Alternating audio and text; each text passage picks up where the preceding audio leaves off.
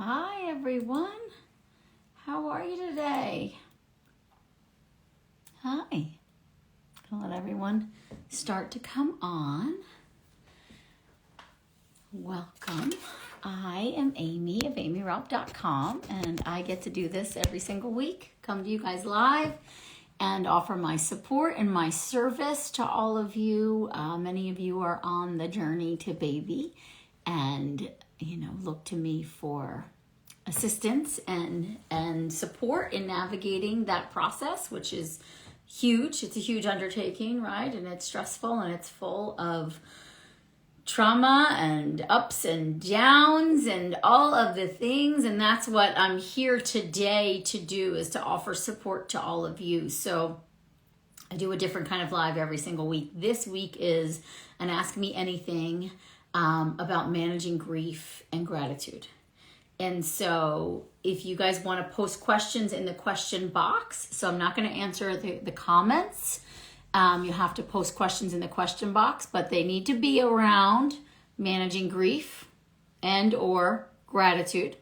As we head into this season here in the US, especially for Thanksgiving, it's kind of the season of gratitude and giving thanks. And I think that can be a big trigger for a lot of women who are struggling and having a hard time finding the space for gratitude within their grief or their angst or their sadness. So yeah, I'd love, I'm just going to start talking about the topic, and as things come up, you guys feel compelled to ask questions. Please use the question box. There is that little circle with the question mark in it. That's where you go and post your questions in there, and then I will come in and support you. Some of the things that I see really helpful, the number one thing I see the most helpful to my clients, my patients, the patients that are serviced by my entire team. We coach women all over the world, and we also have clinics and see women in person. And the grief of this process, this trying to conceive journey is very real, and it's big and it's overwhelming. And I think many out there are telling us, oh, just be positive, just think good thoughts, or, negativity doesn't get you anywhere, or you got to stop focusing on all the things that are going wrong, right? A very, I think it's very unhelpful, the approach. And rather, what I do see being one of the most helpful thing to women and their partners, if they're in partnerships, struggling during the fertility journey or at any time, is acceptance. Accepting where you are at, not fighting it. And sometimes that might look like, a day where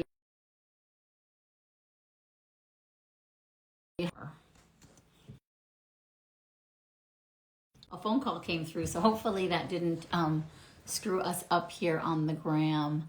And just see people still joining, so I think we're okay. But acceptance. So what do I mean by that? What does that even look like or seem like? This is where I'm at, and not ideal. It's not where I want it to be. I think a lot of women on the journey are realizing 2022 is coming to an end, and they don't have their baby yet. They're not as close to their baby as they thought they would be by the end of this year. And so it's really navigating that piece of like, how can I find gratitude in all this pain and suffering? And I don't think, acceptance doesn't necessarily lead us to gratitude, but it does take the burden off of us of trying to pretend or fake it or be in a space where, we have to force ourselves to think positive. It's just more just saying to ourselves, I'm in this space. This isn't where I want it to be. This is hard. This is painful. And a lot of times saying that out loud or in a safe space with others, or even just to yourself in the privacy of your own room or bathroom or mirror, it lifts you out of the race against yourself. Because a lot of times we're in that space of feeling sad, feeling mad, feeling heavy grief, feeling we're witnessing the trauma of all of this, feeling spinny, feeling chaotic, lack of clarity. And it's almost because we're battling ourselves. We're saying to ourselves, like, I shouldn't be here, right? There's so many other things in my life that I should be grateful for, and I'm not. I'm just so focused on this journey and how it's not working. And, we use it as a means or an excuse to beat ourselves up. But the moment we just say to ourselves or out loud in a safe space that this is where I am. Yeah, it's not how I pictured it. And as someone said to me once, it's stepping into that space of grieving the life you thought you would have versus fighting against it, trying so hard to fit a square peg into a round hole. And so those of you that are just coming on, this today is an Ask Me Anything about how to manage grief and gratitude on the trying to conceive journey. And what I'm talking about. And so if you have any questions, I'm not answering them in the comment section. I'm going to take them in the question box. So you'll see there's a little question mark with a text circle around it. So submit your questions there. And I see some coming in. I'm just chatting for a bit, warming everyone up to what we're doing. But we're talking about managing grief and gratitude. I know for a lot this time of year, just so much is brought up because it's yet another year has passed or is about to pass. And especially in the U.S., we're really focused on Thanksgiving and gratitude and giving. And it's a really tough space for many people because you don't feel like you even have enough space for gratitude or for giving because your pain is so big and so real. And so my advice and my recommendation, based on 20 years of clinical experience is then just own it. Own that fact. I don't have a lot to give right now. I'm in a lot of pain. I am grieving. I am sad. And when you do that, when you acknowledge it, there is a cloud that starts to lift where it's, okay, I've just said that out loud. It's like ripping the Band-Aid off, like talking about the elephant in the room, as we say, and acknowledging, no, this is real. This pain is real. This trauma is real. You haven't made any of it up. You're no more or less, like comparing your suffering to others. I think a lot of people do that, like, well, I don't have it as bad as she does. But it's like, no, your pain is your pain. Your suffering is your suffering. And you owe yourself and your life the space to acknowledge that. And in the right environment with the right people to then have someone hold space for you around that topic. And so I think the only way we can get to the gratitude side in this journey and in this process is by acknowledging the pain and the suffering.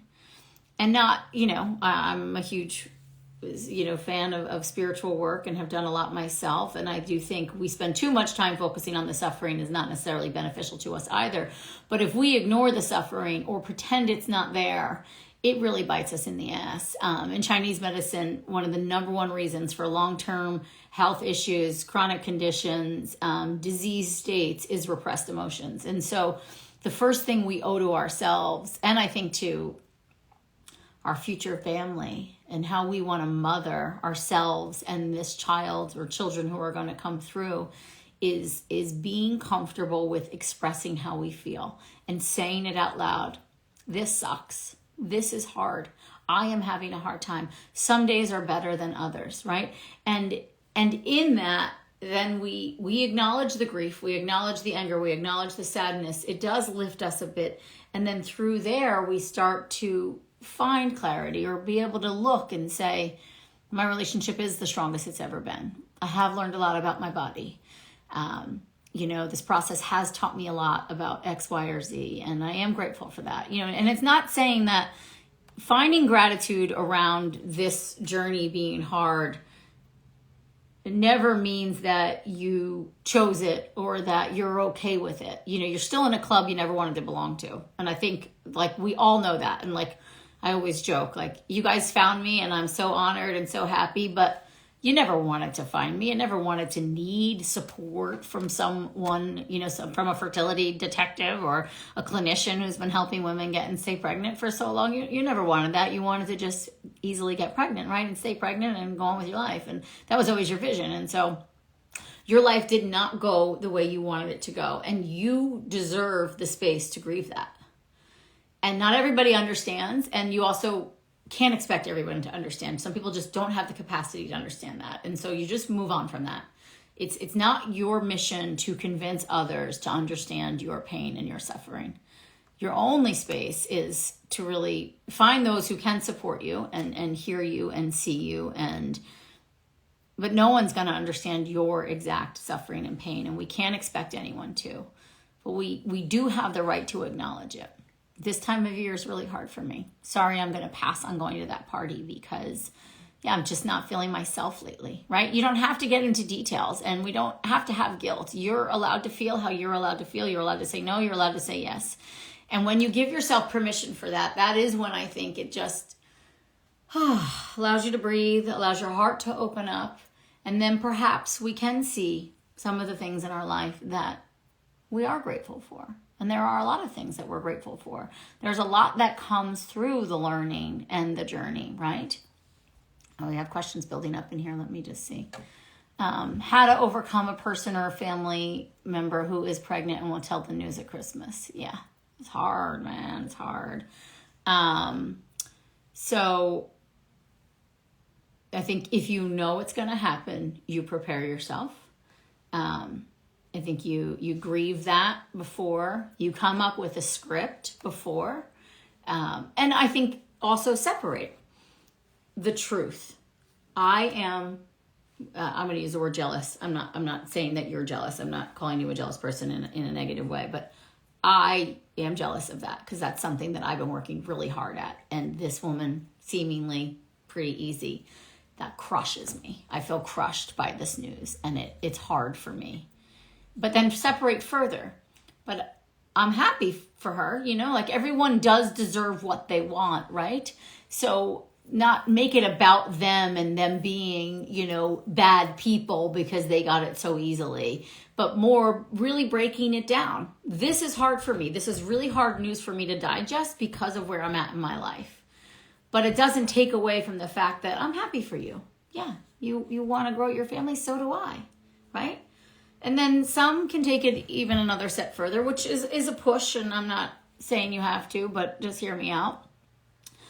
And I talk about this in Yes, You Can Get Pregnant, that it's seeing and celebrating the fertility that is around you rather than saying, everyone's pregnant but me and it sucks, that there are a lot of pregnancies going on. So there's a lot of fertility and the body really does know how to do it. And I'm getting my body aligned with that knowing, and her body has the knowing. So why can't my body have the knowing, right?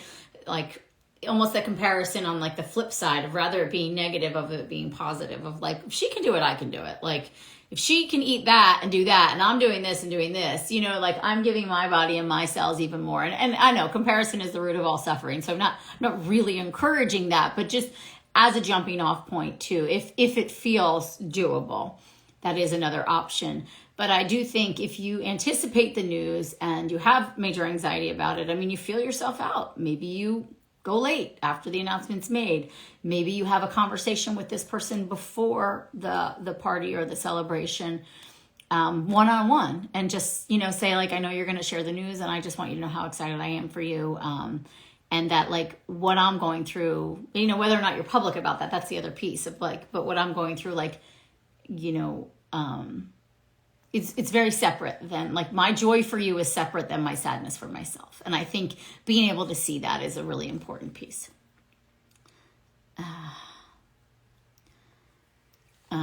I turned 47 in April, feeling better overall, but I have those moments of incredible sadness. Yeah, I hear you. And so what does that look like? And I think really sitting with that and just like, okay. And I think the age thing, it's a fun game to play too of like, how old do I feel?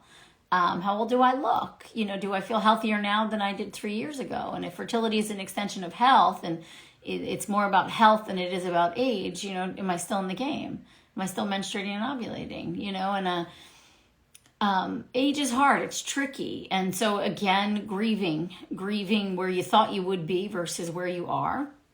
I'm trying to line those up though of like, how do I want to feel versus how I currently feel, and seeing if we can get those to match. And and even if it's breaking it down simple, like I want to feel more clarity. I want to feel a sense of purpose. I want to feel more pride about my health and my body and how I take care of myself. So making it less about baby and more about you and your health and your vitality, that could be helpful too. And playing around with, like, the age really is just a number. There's a big difference between biological and chronological age. Maybe educating yourself more on that, reading books. There's a great one by Kara Fitzgerald called Younger You. That is a non-fertility book, but a great book on aging and how we can really, battle, if you will, or slow down the aging process. And so, that for me, I'm that kind of person that education really empowers me, and it helps me, like, oh my God, I get into the science. I get so excited. I'm like, oh God. And then it really starts to shift my belief systems.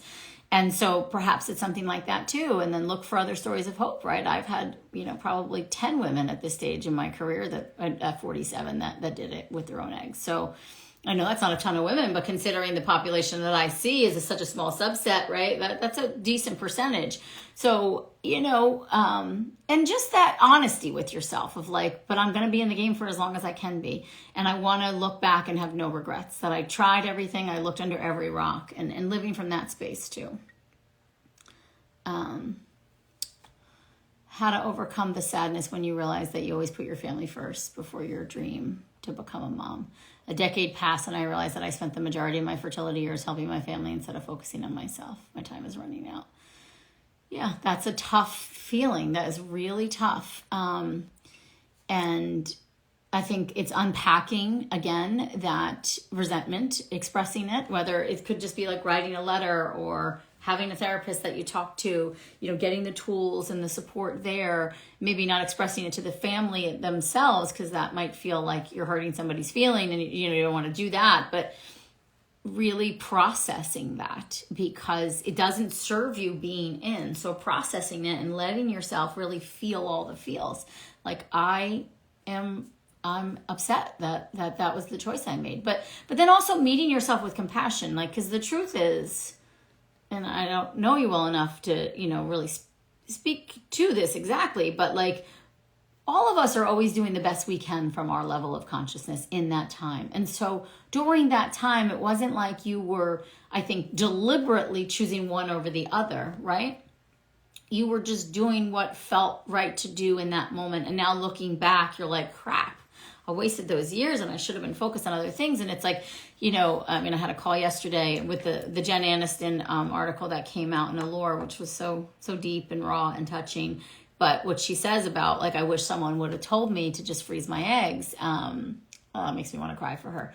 But, and my patient said the same thing. She's in her, in her late 40s and regretting that she didn't think of that younger or sooner. And I just said, I don't know how it serves us though. Like, so we deserve to process that emotion, but the other side of it is it keeps us in the past. When we keep thinking those things, it keeps us in the past and it keeps us in that space of resentment and regret rather than in the space of like acceptance. But this is where I'm at right now. And so in this moment, I am going to do everything I can do in this moment to help support my dreams and my goals, right? But the more I focus on the past, I just kind of dredge it up and drag it through. And I don't know how it really serves me in moving forward. So it's processing the grief.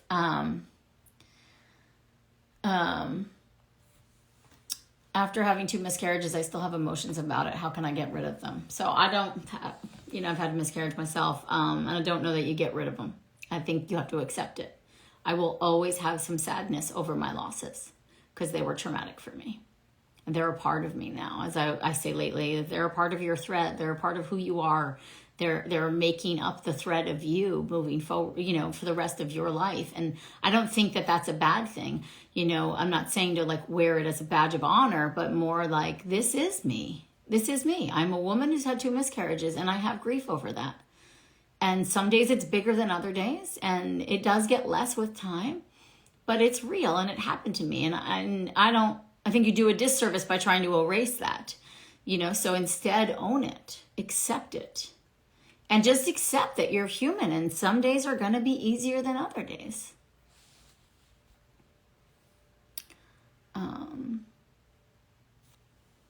Okay, so this question is not about grief, so I'm not gonna. Upon hearing I don't have children, a coworker replied, "Oh, you're one of those selfish people." Oh my God. That's another Regen Aniston's article, because she does say that. She's like, the next time you say something to someone, you really, and I think about that all the time, you don't know their story. Women say it to me too, of like, "Oh, aren't you lucky you only have one child?" And I'm like, you don't know my fucking story. You don't know my fucking story. You don't know what I wanted. You don't know what I went through. And my story isn't, other people's stories, and it's different. And I'm not saying that like I had this major thing that I went through that they don't know about, but just more like doing the work I do. That's the last thing you should ever say to somebody. You should never say like, "Oh, lucky you only have one kid." I mean, like, oh my God, you don't know. Or someone like you, "Oh, so you're one of those selfish people." I think if you feel comfortable and you can say it in a very non-confrontational way. I have said it before. There was a party recently that I was at, and one of the mothers said that to me. And I just said, not for nothing, but you don't know my story, and you don't know other women's stories. And I weaved it into, I said, doing the work I do, helping women make babies and seeing how hard they work. I think you should be conscious of that, because you might be saying to someone who's wanted a child and working really hard at it for 10 years. And so, that is, if it feels comfortable to you, with grace, you can say that. You can be like, it's something that I've always wanted. It just hasn't worked out for me. And that might really shift the conversation. But you then opened yourself up, which feels very vulnerable. And maybe it doesn't feel safe in that exact relationship. But I think the more we talk about it, the sharing lifts the shame. And like, the more we talk about it, the more all of a sudden people like share their stories and open up. And so in the right environment, and I will say that, like, "Oh, well, I always had a dream of wanting 2 children, but I had a miscarriage." And then, things shifted for us in our family, and decisions were made that, we felt okay with 1 child. But you never know, like I kind of do stuff like that. And it's like, I'm not being dishonest by any means. And I'm sharing my honest truth in a way that feels non-confrontational, but also then gives people the space to be human with you, And so you don't have to get defensive and be like, "Well, that's a really shitty thing to say to somebody because you don't know my story." You could just say, it's not selfishness about not having a child. It's not a choice. I would love to have children. And you could leave it at that. And then they don't know what they're going to say to them. Then that's it. You've caught them off guard, which is okay. Okay. So turned 47 in September, but feel so much younger biologically. Started the egg quality diet. Feeling positive, but this month the period hasn't shown and not pregnant. Have had 2 miscarriages, so thought it's 2 weeks late. How do I stop the spiraling into panic and grief? Yeah, I think you break it down into pieces of like, I'm not a robot. I can have off cycles. An off cycle at the age of 47 doesn't automatically mean that it's the end of the road for me. You could go get your hormone levels checked. Get progesterone and estrogen and progesterone checked, so you could see exactly where you are in your cycle. Maybe you ovulated later than you thought. So there could be lots of different reasons. And also, like, 1 cycle being off, no matter what the woman's age is, doesn't make me automatically think it's the end of the road for her. We're not robots. I would look back at your month. Did I lose weight? Did I sleep less? Was there a major stressor? Did I have, one of my women just had like a surgery in the top of her mouth, and her ovulation's delayed by 2 weeks. And it's totally because of the stress of what her body's going through. So this is where I'm not answering questions on the feed here. If you have a question that pertains to grief and gratitude, you can ask it in the question box. Okay. So I think that's a big space to come at it from, of like, okay, this is information, but why am I so triggered by this? Why am I so traumatized by that? Why is this making me think it's automatically over for me? So I would like piece out that a bit for you. Okay. So that is not an emotional one. So I think about the spiraling. How to deal with holiday season after a loss. Let's see. And supporting a friend through miscarriage. So I think those are similar. I'm going to answer those last 2, and then I'm gonna go because I have a call in a little bit. But I think like to prevent the spiraling and to prevent the like what's wrong with my body piece is just coming back to the basics of like my body's doing this, my body's doing this. What could be the things that throw off my cycle, right? So that's to answer that last bit of that question. And now moving on to like, yeah, the holiday season and processing grief and miscarriage.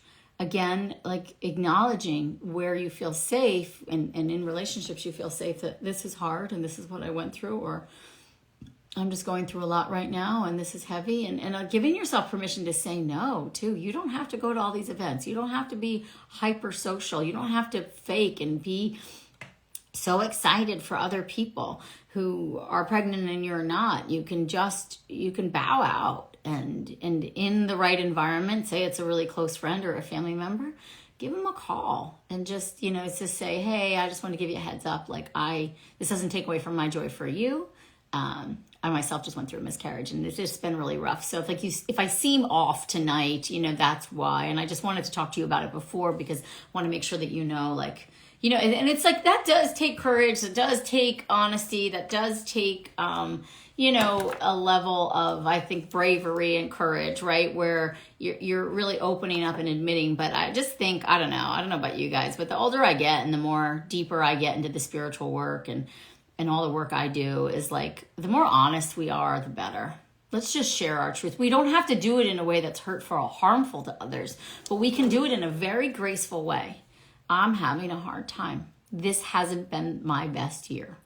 Everybody knows how that feels. Everybody has been there. The more we talk about it, we open up for the conversations that are real. Like mental health challenges are real. Life is tough. Things happen and this process is hard. So talking about it a lot of times, even though it's scary and you're like, I don't want to be the Debbie Downer. I don't, it changes. It changes the energy of your relationships and your interactions. And you can say it in a very graceful way, and you do yourself such a service when you really honor all the ways you're feeling. And I think you guys know too that like I've just really this past year, after doing this for almost 20 years, have seen, really witnessed and recognized the deep levels of trauma that this journey causes. And that's a big reason why I brought on a clinical psychotherapist to our team. I mean, she's technically, a fertility trauma coach to anyone who's outside of her licensed area. But just seeing that some of this is beyond my scope as a clinician, right? And we are doing these monthly womb healing talks. And the next one is coming up on the 19th. And it's literally all about navigating the holidays during the fertility journey. So navigating holiday stress during the fertility journey. It's going to happen on November 19th. At 4 p.m. And Samantha, who is the team psychotherapist, is running that. If you guys want to check that out, you just go to AimeeRaupp.com/womb healing. Let me just double check if that's the actual link. Yeah, AimeeRaupp.com/womb healing, WOMBHEALING. It's very inexpensive, $43 for a 1-hour session. Where you're going to get tools and strategies and tips on how to navigate the stress during the holiday journey. So, of course, I'm always here and offering those to you guys and really piecing that out. But Samantha is our team psychotherapist and has professional training in this. And so it's a really nice offering if you guys want a little more support this time of year. But I do think like the biggest thing, coming back to how I started this conversation today, is acceptance and acknowledgement and also the courage, if you will, to say how you really feel in a way that's calm and collected and thoughtful. I'm so happy for you that this is really hard for me. And they're two separate things, right? You can have gratitude and grief in the same exact moment. You can feel lots of different things at the same time. And so in there, being easy on yourself because you're a human having a human experience. And I think the more you talk about your humanness, the more others do. And then we start to see how similar we are, right? And maybe not everyone can relate to the fertility journey or to miscarriages, but everyone can relate to struggle. And I think the more we talk about it, the more service we do the world. So with that, I'm going to go. And I'll see you guys soon. Have a beautiful day. And check out the Womb Healing Talk, aimeeraupp.com/womb healing. Here, I'll put it right here. I'll pin the comment.